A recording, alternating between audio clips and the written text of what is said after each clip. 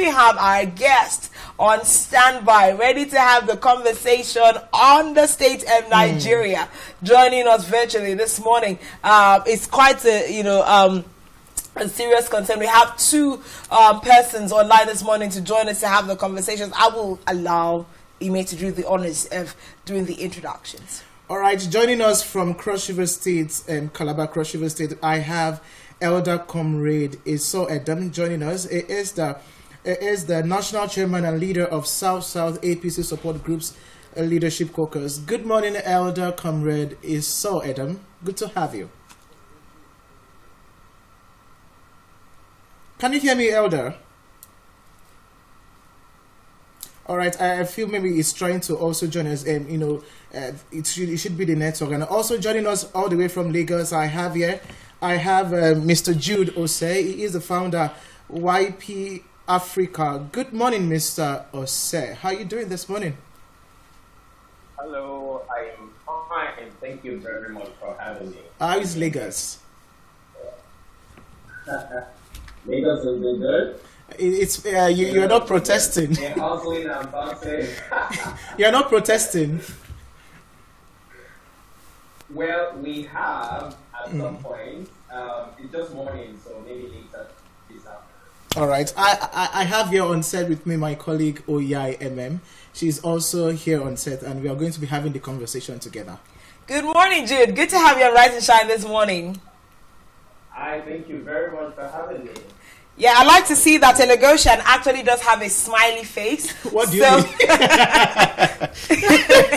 So I'd like for you to take us through the conversation and the narrative of the protest in Lagos. I know that you have been in touch firsthand with what is happening there in Lagos. It's been a thing of pride to actually say that this time around, laudably so, the protest in Lagos has been largely peaceful. Will you say that is as a result of some of the steps that Governor Sanwo-Olu Babajide actually took? Thank you very much again. So the thing about it is a lot of people are pretty much tired, and you can see the agitation across board, right? But for the first time in Nigeria's history of protest, you actually see governments investing heavily to ensure they prevent a protest by introducing a counter protest. You know, and you could see that play out across different regions. Yeah, we definitely are going to have a good conversation this morning. Yeah. We are going to have a good conversation this morning. I just hope the network be in our favor this morning, because we should have this conversation. And coming from the fact that Jude is from Lagos, we should be able to have a pulse of what is happening. And when we talk about protests in the country, it's usually more from Lagos and Abuja before other states join. And we've seen that after the first day of the protest, Governor Sanwo-Olu came out to commend the youth for having a peaceful protest. But we've been hearing stories that I think the protest has actually gone beyond what is expected in Lagos. So we actually need to have that conversation. Just pockets of, will I call it near violent experiences in Lagos, as it were. But we do hope that, it will not escalate beyond what can be controlled. We do not want a repeat of what happened, during the EndSARS protest. But then this is the conversation that we're going to be having this morning. We'll also have our phone lines made available on screen this morning, so that our viewers can actually join us and have this conversation. You can throw your questions and your concern, because we are hoping to be able to have the South-South caucus leader for APC come and tell us what his party is actually doing with Nigeria. Okay, Jude, please go ahead. The network cut you off. Oh, shit. Oh, okay. So I was saying that you could find that the end bad governance protesters were literally face to face with those countering the protest, and that has birthed dialogue. More like, so why are you doing this? Why are you not supporting us? Why? So that some point created some form of synergy in quelling any form of conflict. And you could dialogue and discuss with those who are in support of the government and those who are actually tired of the situation. Yes. Okay, so are you insinuating that the introduction of counter-protesters actually did turn out to work for the good of the state of things on ground? Well, if you're going to be recording issues around the past history on post-protest, you may largely say that is not a strategy we want to talk about right now, because it literally negates what democracy stands for. But in form of recording post-losses, looting, and all of those other vices, you may want to say that it brings people closer to themselves to actually have these conversations. And these are protesters, not even representatives of the government. These are just normal protesters, normal people who are also tired as you, but because of few incentives given to them by the government or, their allies, they are able to have some form of dialogue in Lagos streets, actually. Now, will you say that, the protesters have been, the original protesters, not the anti-protesters, they made some demands. Will you say that their demand is out of hand? Because one would think that after what happened in 2020, the NSAS 2020, the governments of the day would have learned. I mean, this protest happened right in the APC administration. Do you think their demand is actually out of hand? No, it's not out of hand. It's not out of hand. Citizens have the right, literally, to demand for accountability. Most especially if you record what has been happening in the country, increase in cost of living, inflation rate is on the rise, and then you kind of see that in government, the cost of governance keeps increasing. And you begs the question whether or not the people are actually factored into, the progress of Nigeria. And you tend to see government, with the body language saying, or the people should tighten their belts, they should please, stay calm. But the government is having skyrocketing expenditures, right? So I believe that the protesters' demands are legitimate. It's important for citizens to hold governance accountable and demand for a better life. Really, it's actually very legitimate. All right, I think I would like to bring on Elder Comrade Esau, who is the APC South Caucus leader. Comrade Esau, I don't know if you can hear me. Good morning.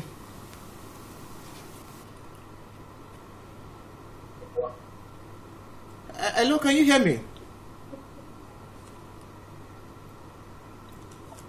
There should be, this conversation is really, really necessary, because I'm looking forward to having the conversation with an APC representative. It is something that we should ask and get to know the pulse of what the party, which is the current party of the day, is saying about this protest. I hope we get in touch with Comrade Esau, reaching us from Calabar this morning. I know that he's online, so just maybe a few adjustments here and there, okay. Maybe just positioning and all, and then we can take the conversation. But let's speak with Jude, who is available at the moment. So Jude, we are looking at progress reports out of this particular protest. We want to ask a question. So far, so good. Can you say that we are successful with even stepping out to take on this protest in the first place? Do you think it is currently having an overall impact on the state of affairs, seeing that the president has addressed the nation again for the second time? Now today, he was actually asking Nigerians, to bear a little more with regards to the sufferings that we are having in the country. Do you think that we are making progress as a people with this protest? Thank you very much. Yes, I think we're making progress. For the first time, you're seeing the president addressing the people back to back. Okay. Like week on week, right? And it's important that is happening. But at the same time, I would want to address the fact that would have happened prior to the protest. Right, as opposed to investing on talking to traditional rulers, religious rulers, clerics, to dissuade Nigerians. I believe that would have just done the magic, right? And now it's more like damage control. And I think with proper communication, which is very important for this administration to understand, that the people can actually listen to what the president is saying by projecting some form of ray of hope across the nation to quell any form of agitation moving forward. A lot of people are saying that the president is not surrounded with the right people in his cabinet. I mean, he doesn't have the think tank people that could actually give him the right, what the plight of Nigerians are going through. What will you say to this? Okay, so sometimes I laugh when people say such things because, so for example, I have a grounded principle around the School of Politics, Policy and Governance, and we are pretty much driven by character, competence, and capacity. When you are going to be in government, there's just so much that happens around that terrain. It's beyond just your knowledge or skill or your tenacity. So it's important that people know in government, regardless of your capacity, there are some politics that has to play. And there are people whose interests could becloud, your ideas, your approach to solving problems. And I believe that the president actually do have competent people around him who are advising him, but other bigger challenges and influences, either internal or external, may have influenced some of the decisions we are seeing post those advice. Thank you very much. Now, I'm going to take you to something that the president said in his second address to Nigerians, admitting the avoidable lag between subsidy removal and making plans to have not compounded the issue of Nigeria. Now, one of the things we're going to be looking at this morning is the policies of the Tinubu-led administration, because, like we've agreed, it is the policy reforms that have actually sponsored this particular protest. Now, the president acknowledged that some of the sufferings that Nigerians are going through could have been avoided. Now, the big question will be, in what ways would the president have avoided these particular avoidable lags? And now that he has acknowledged it, do you think that the presidency and the president have what it takes to actually address these issues? Or it's just, the fact that they have written a nice speech again and given it to Nigeria? Just for Nigerians to calm down. Each time I read about speeches from the president or I read about manifestos from a presidential candidate, I am oftentimes thrown around execution. Talk is cheap, right? We talk, speak a lot of English, but when it comes to execution, we shy away from the word.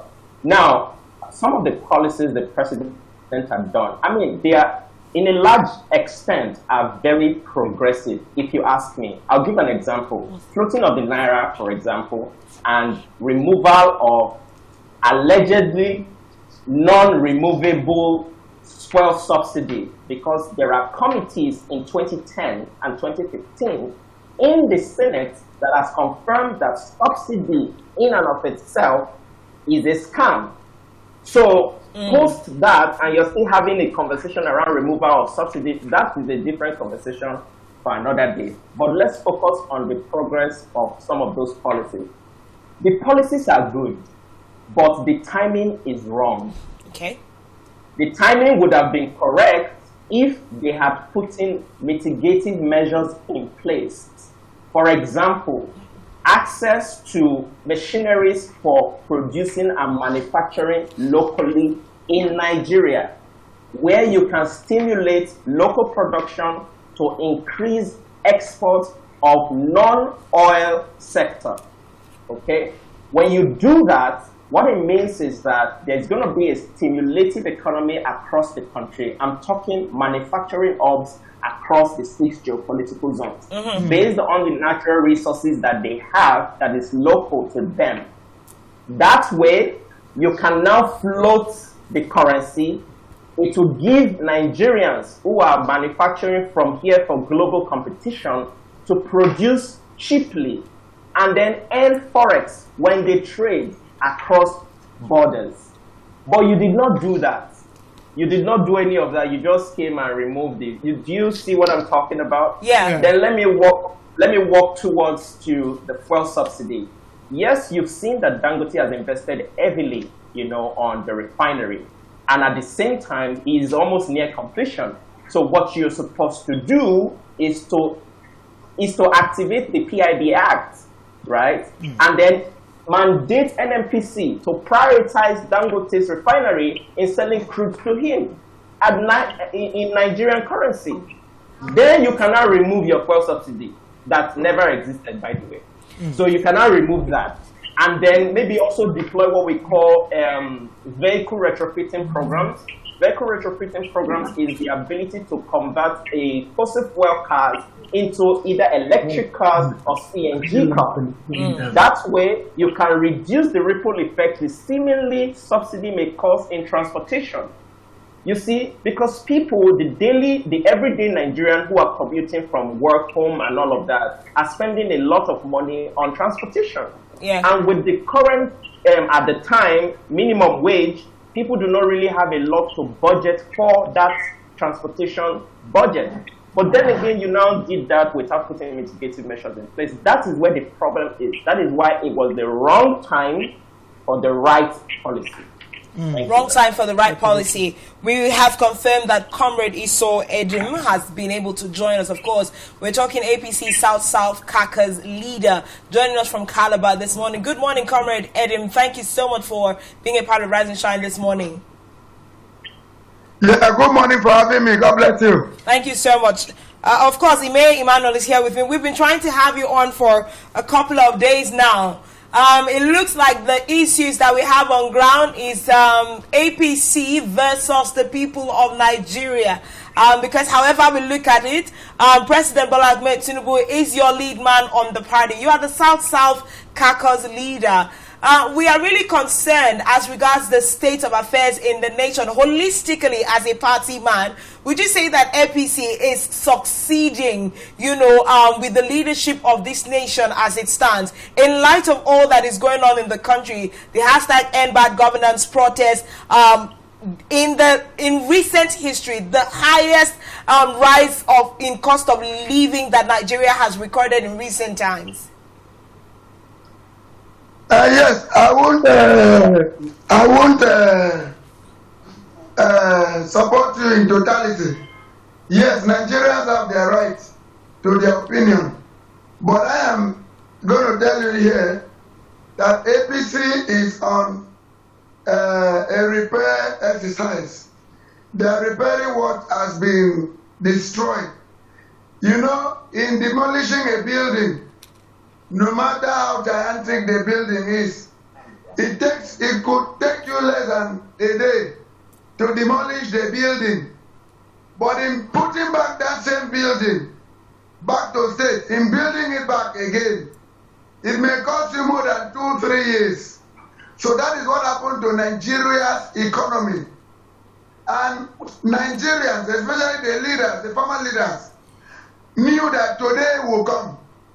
Nigerians that were serving with the issue of deviating from what we were focusing on, what made Nigeria the giant of Africa, talk about productive economy, where leaders took us from productive economy to monocultural economy.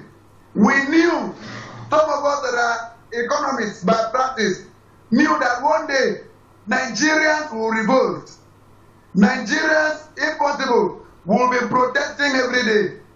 The reason is not far-fetched.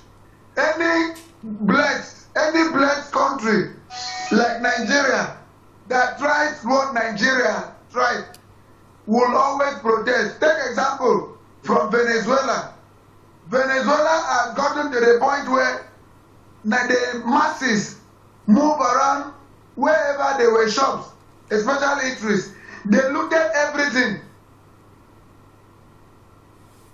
Okay, of course, we are speaking with the South Caucus leader for the APC, Comrade Esau Edim, this morning. We're trying to find out, is the APC glad as regards to how they are tending to the nation that was entrusted into their hands? Quite a number of things that we will be looking at this morning.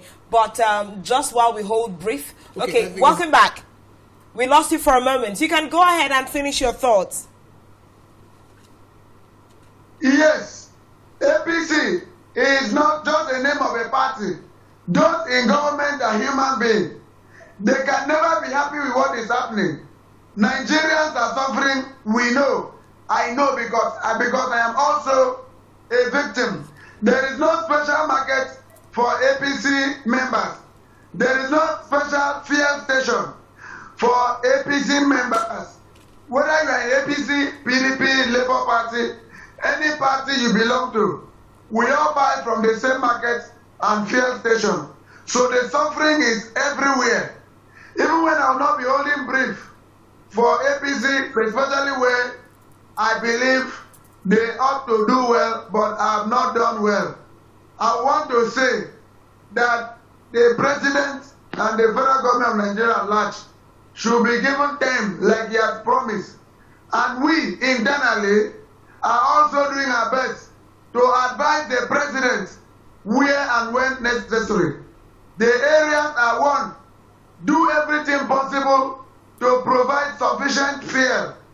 Fuel controls the economy by about 85%. Now, that is, for you to achieve that, the president must ensure that we are not promised the repairs of refinery. We should see refineries working. At least one or two major refineries in Nigeria must start working.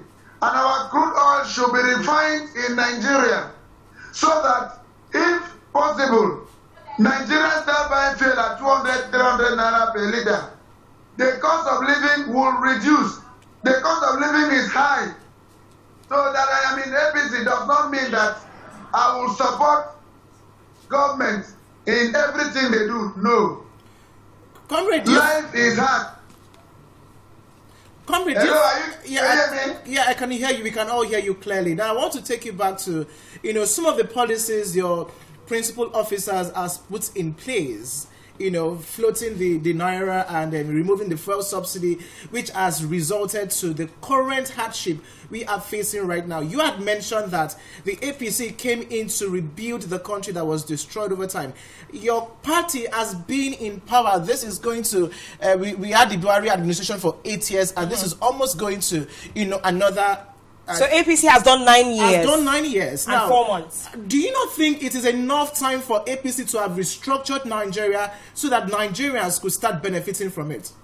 I would just add to that, Comrade, because we've lost him for a moment. I hope that we can have him on, because in his opening statement, he actually said that the APC is on a repair journey with Nigeria. But my question is going to be, APC has had the chance in 8 years. Why didn't they start their repair journey in the first 8 years of the Buhari-led administration? You're going to file first 4 years. First 4 years, so that in the last 5 years of their leadership, we would have started reaping, the benefit. Back. All right, Comrade Idem, I'm going to ask you a question. In your opening statement, in addition to what Emmanuel asked you, you commented that the APC is actually on a repair journey, on a repair project of the state of Nigeria.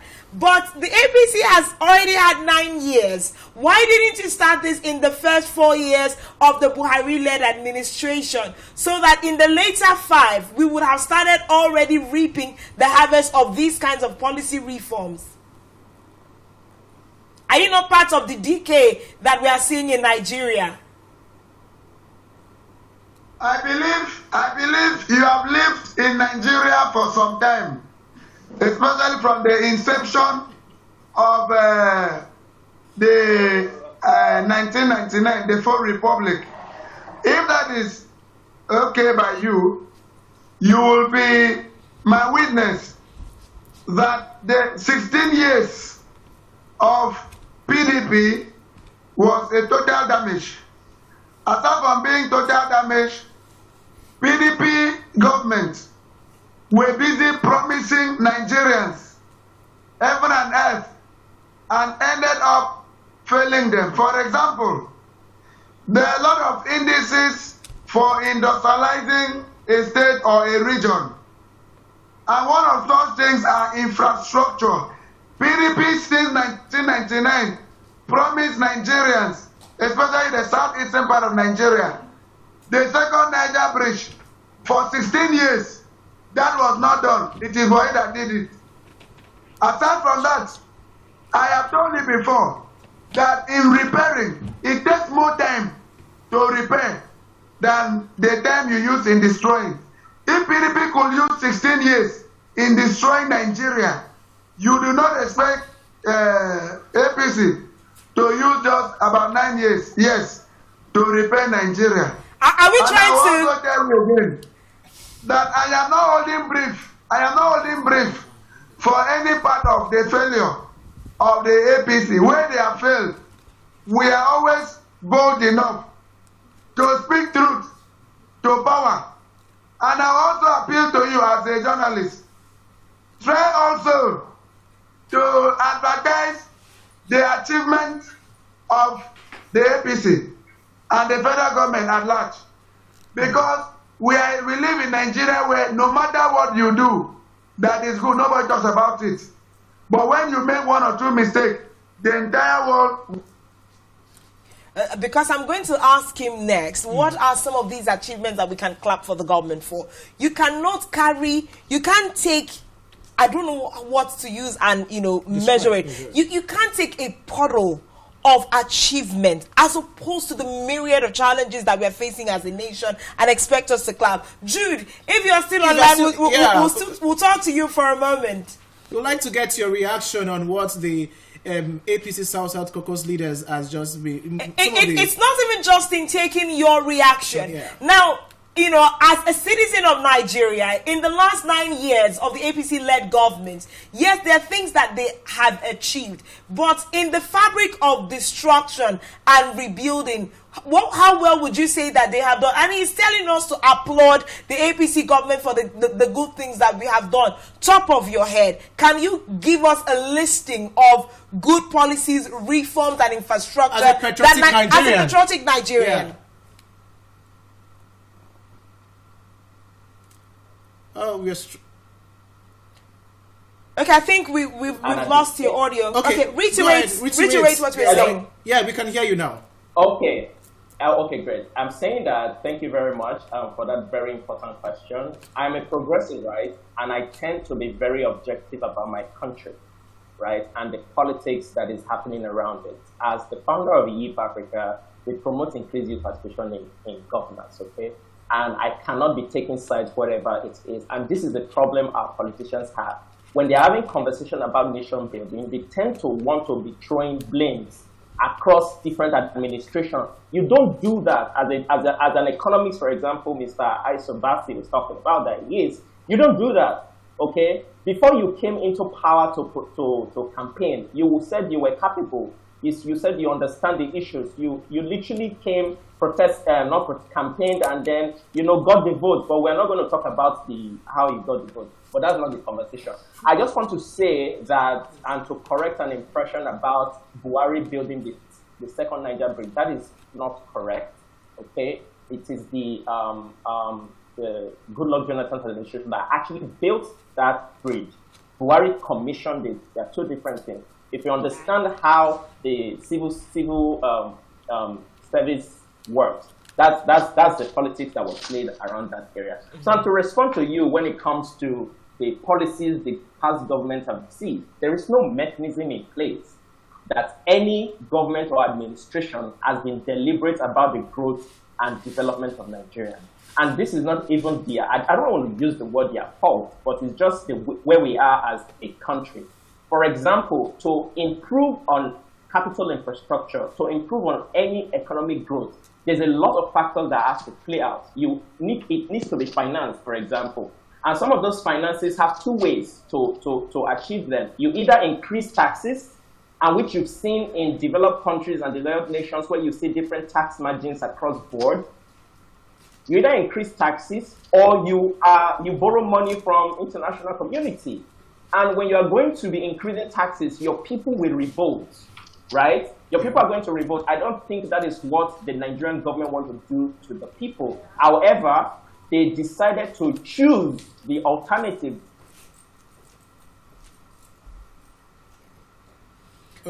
Of course, we're speaking to Nigerians, a patriotic Nigerian, as it were, and the combination of an APC stalwart.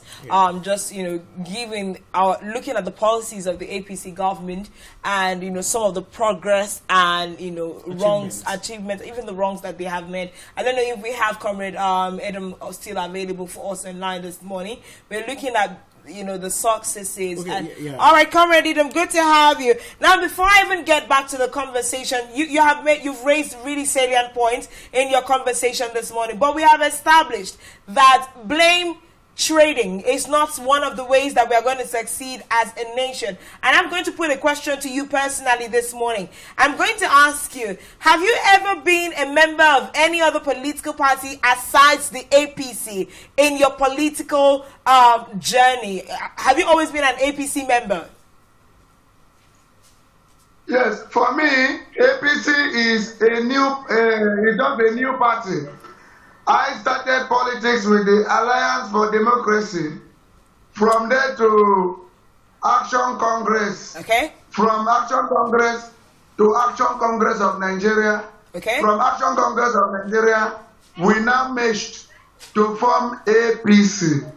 So this is my 23 years in progressive politics.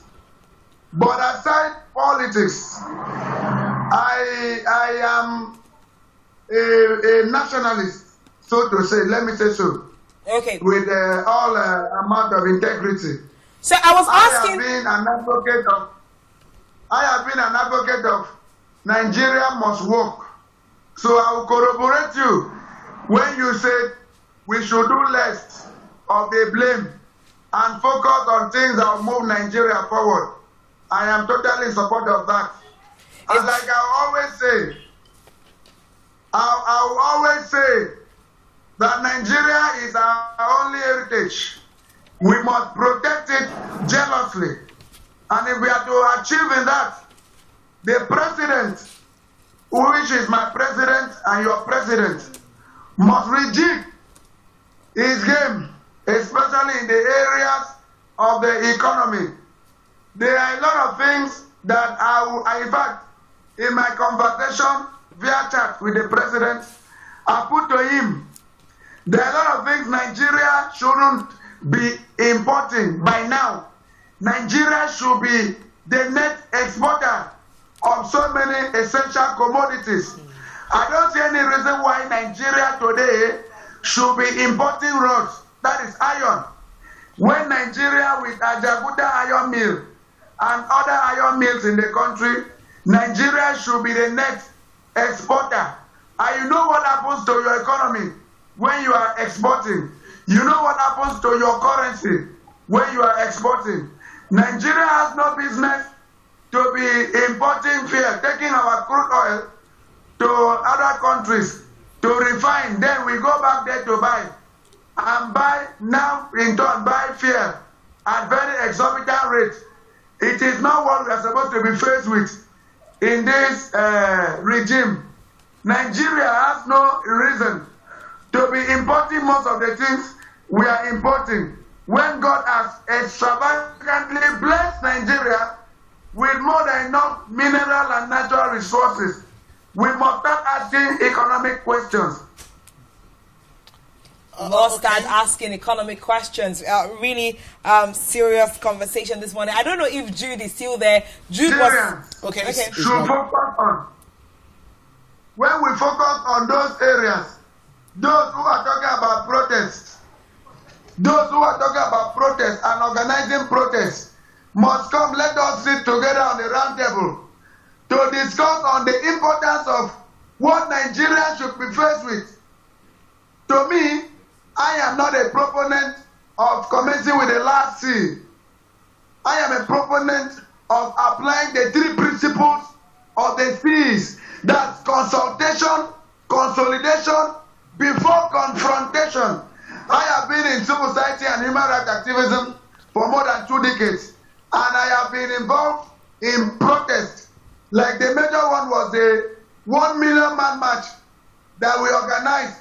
1 million man march in Abuja, calling on a National Assembly to invoke doctrine of necessity to make Goodluck Ebele Jonathan the president of Nigeria. We know how we consulted. We know how we tried to consolidate. Where those 2 options never worked, that's why we now resorted to confrontation, which was a protest. Very peaceful protest. Nobody was robbed. So in this case, I want to say that the youth, the protesters, the planners of the protest, they should not talk about protest. We can sit on a round table. Some of us have our structures across the jurisdiction of the Federation. How many opportunities, comment, how many opportunities of round tables have Nigerians offered the federal government of the Tinubu-led administration? From NLC. Take it back all the way to NLC and all of it, TUC. See, hello, don't mention NLC when you are talking to me. I have challenged the national president of NLC. I have challenged the national officers to a public debate. They have always been running away. NLC are self-centered union. That's what I mean. Okay. NLC are used to always, they are used to always agitating for minimum wage. Even if they are paid 1 million naira a month as a federal civil servant, and a bag of rice is sold for 300 naira, your 1 million naira can never sustain you for up to 2 weeks. NLC should start agitating for the fixing of refinery. They should go to strike, so that when our refinery start working, things will stabilize and will benefit the 280 million Nigerians. NLC only agitate for federal civil servants, their minimum wage. How many are there? They are less than 1.2 million federal civil servants. So when they are agitating for minimum wage, it is for microscopic few, which is about 0.3% of the total population of Nigeria. Now these agitations are perfect. These agitations are perfect, and they're already on the ground. We have civil society organizations. We have Nigerians that keep on reaching out to the Senate, the House of Representatives, and the President. I mean, it's a collective call where refineries. I'm taking your conversation now to refineries. You know, when he's talking about, let us ask that the federal, we have been asking over the years. There's been a lot of funds. We are talking about 1.5 billion since 2021. Injected into the Port Harcourt refinery. Even the president said, we are removing fuel subsidy. The money is going to be channeled to fixing the refinery. How long are we going to be talking about fixing the refinery up to now? Comrade, I was going to come to you that it seems you have lots of ideas that would have, pushed the country forward, and it looks like you have. The question is, does your principal officer, does he take ideas? You've listed out a lot of ideas and approaches that could make Nigerians better.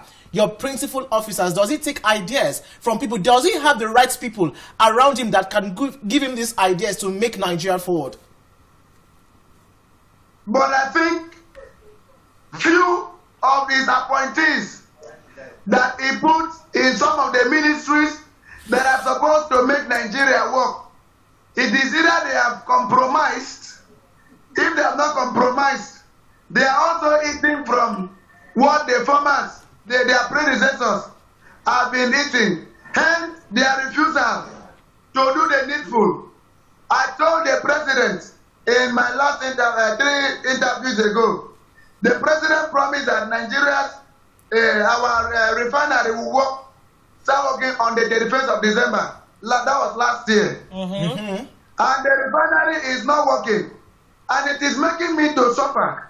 It is making me to receive tantrums as an everyday chieftain.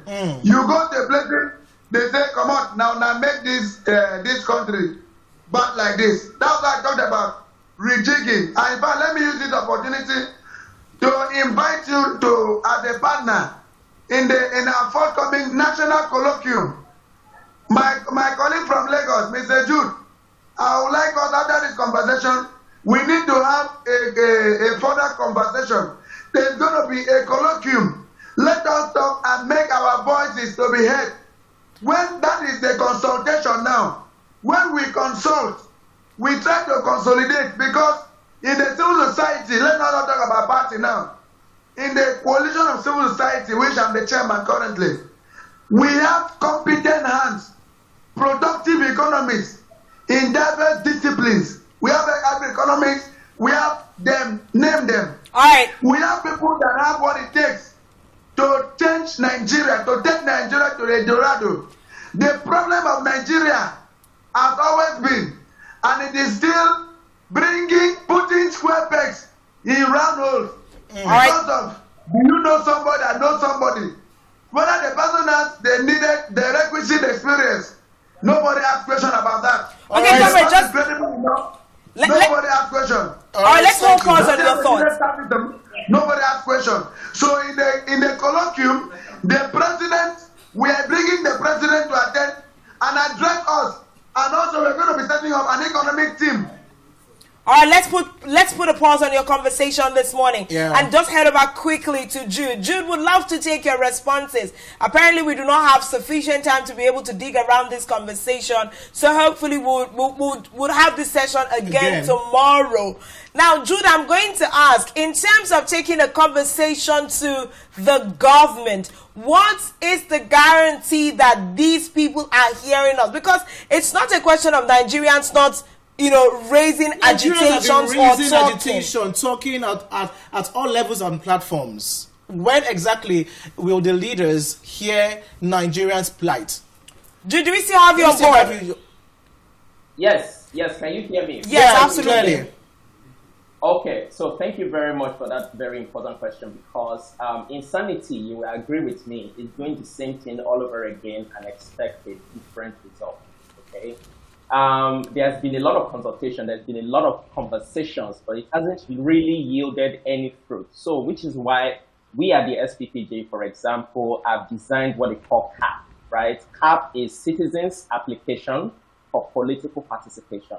The idea is to have a two-way communication tool empowering the office of the citizens, where citizens can interact with elected officials and appointed officials to share ideas from their own constituencies at every local government. So just imagine interacting, maybe not interacting, it's just about sharing your recommendation on what projects should be prioritized in your local government, so that your leaders will no longer make decisions in isolation, and they can prioritize some of your projects that you recommended, and then you can monitor and measure the progresses of Nigeria at local government level, so that at the end of the day, the future of protest will no longer be, being on the streets, carrying placards and doing stuff like that. Okay. We have to use different ideas, different approach,